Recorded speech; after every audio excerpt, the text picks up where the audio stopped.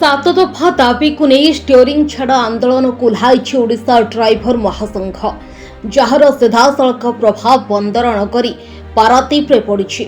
पारादीप बंदर समेत विभिन्न कारखाना तैल टर्मिनाल तेल और पणीय परिवहन एक प्रकार बंद हो जाइछि। बस चलाचल बंद थिबारु यात्री माने असुविधार सम्मुखीन होउछन्ते। प्रति 100 किलोमीटर गाड़ी पार्किंग और ड्राइवर मानक विश्रामर व्यवस्था 60 वर्ष पर ड्राइवर मानक स्वतंत्र भत्ता ऑटो ड्राइवर मानक ड्राइवर मान्यता प्रभृति 7 दफा दाबी को नहीं स्टीयरिंग छाड़ आंदोलन को ओह्लाई ड्राइवर महासंघ। जे पर्यंत सेमानक दाबी को सरकार स्वीकृति दे नाहंती से पर्यंत आंदोलन जारी रहिबो बोली संघ पक्षरु चेतावनी दिया जायछि।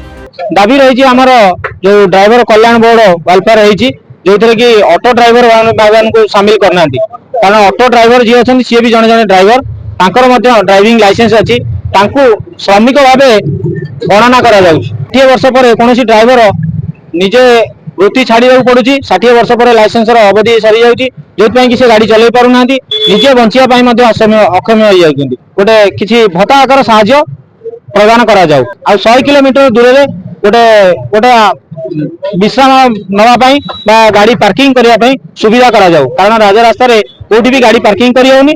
आम मासे है सोशल मीडिया हो लेटर माध्यम हो समस्त जगह अवगति करेचु समस्त को जनईचु कारण सरकार आमको बाध्य कर आपण मैंने आंदोलन करूँ।